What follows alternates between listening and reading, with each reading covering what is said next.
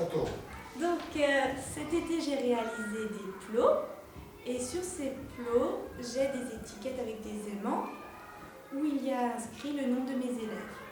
Comme ça, j'ai des groupes, mais ces groupes ils sont variables. Je pose le plot à l'atelier où ils doivent aller pour un apprentissage, mais mes groupes ne sont pas stables en fait. C'est moi qui prépare, quand je prépare ma semaine, je dis que tel enfant va à cet atelier-là. Et quand je fais le bilan de ma semaine, je regarde les ateliers qui ont fonctionné, là où les enfants ont eu des difficultés, je les reprends.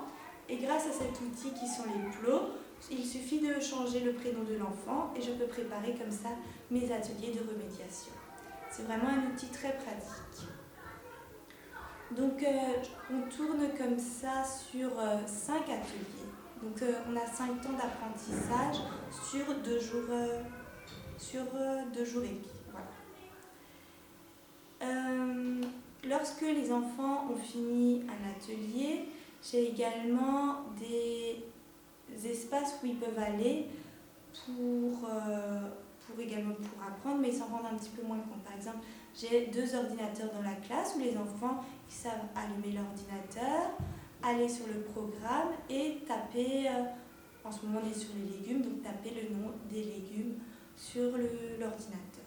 J'ai également un espace dinette où les enfants peuvent préparer une soupe. Et j'ai également, sur le point regroupement, lorsqu'ils ont fini, j'ai les livres et ils ont des étiquettes titres et ils doivent retrouver le titre du livre. Donc ça c'est quand ils ont fini un travail. Voilà, ils peuvent aller à ces espaces-là, tout en autonomie. J'ai des grilles qui me permettent de suivre les élèves et de faire le bilan. Par exemple, je suis en apprentissage avec un groupe d'élèves en mathématiques. Je vois qu'un enfant a des difficultés ou a besoin de refaire, qu'on lui répète, qu'on lui apporte la compétence d'une autre manière. Je le note sur ma grille et à la prochaine rotation, je le rajouterai avec mes poteaux étiquettes et comme ça, je sais qu'il faut que je fasse attention à cet enfant et qu'il a besoin un peu plus de temps peut-être pour acquérir cette compétence. Et puis j'ai d'autres enfants où ça va beaucoup plus vite, donc finalement, ils n'ont besoin que d'une fois, d'un atelier, d'une fois ce travail-là. Donc c'est vraiment pratique parce que du coup, grâce à ce dispositif et grâce à ces espaces dédiés à un thème, et en fait j'ai le matériel aux alentours de ce thème et les enfants savent que ça c'est la table maths, ici on fait des maths et du coup ça permet aussi aux enfants de construire qu'est-ce que c'est les maths.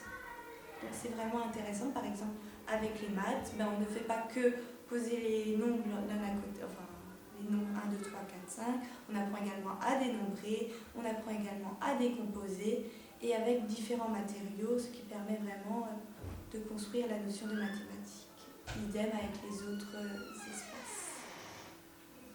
Est-ce que tu as des espaces où les enfants sont seuls, par exemple? Alors j'ai un espace dessin. Voilà, j'ai un espace dessin où ils sont seuls. L'espace informatique, ils sont seuls. À l'espace dinette, ils sont seuls, mais en général, j'écoute quand même ce qu'il se dit et ça me permet de voir quels points ils n'ont pas en langage, par exemple, ou qu'est-ce qu'ils ne connaissent pas comme vocabulaire et de leur apporter, par exemple, au moment de l'accueil. Alors, pour l'accueil, je mets un jeu, mais en fonction du thème de mon espace.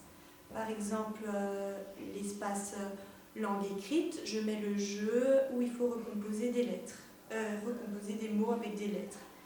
À l'espace maths, je mets les dominos, par exemple. Comme ça, les enfants ils savent vraiment qu'à cette table-là, on ne fait que cela. Et ils y vont librement au temps de l'accueil.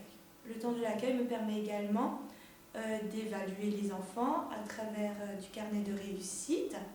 Donc, quand je prépare ma semaine, je nomme 5 enfants, avec ces 5 enfants, je vais regarder où ils en sont. Et si, par exemple, s'ils savent réaliser un puzzle jusqu'à 12 pièces, et avec eux, je collerai l'étiquette. Voilà. Pour ce qui concerne l'évaluation. Et qu'est-ce que je peux encore rajouter ?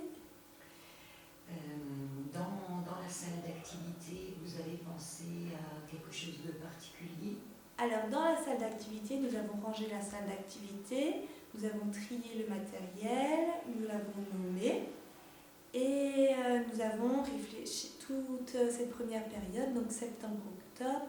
Nous avons réfléchi avec les enfants, par exemple, on prend les balles, qu'est-ce qu'on peut faire avec les balles, à quel jeu on peut jouer avec les balles, et on les a mis à tel endroit. Comme ça, les enfants savent où est le matériel de la salle de jeu.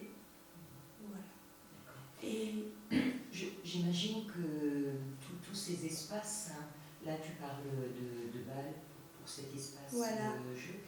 Et, pour les autres espaces, j'imagine que c'est évolutif et qu'il peut aussi y avoir à un moment donné une table qui serve à plusieurs choses. Par exemple, l'écrit peut être au service de explorer le monde. Tout à fait. Alors là, c'est les débuts et c'est vrai que l'interconnexion entre les différentes compétences qui servent, c'est au début, je ne sais pas encore comment je vais le mettre en place, mais c'est vrai que c'est important pour les enfants qui comprennent que ce qu'on fait à la table de l'écrit, ça sert pour les autres choses. Et c'est important, du coup, je travaille encore avec un projet, parce que du coup, le projet permet de lier les différents espaces.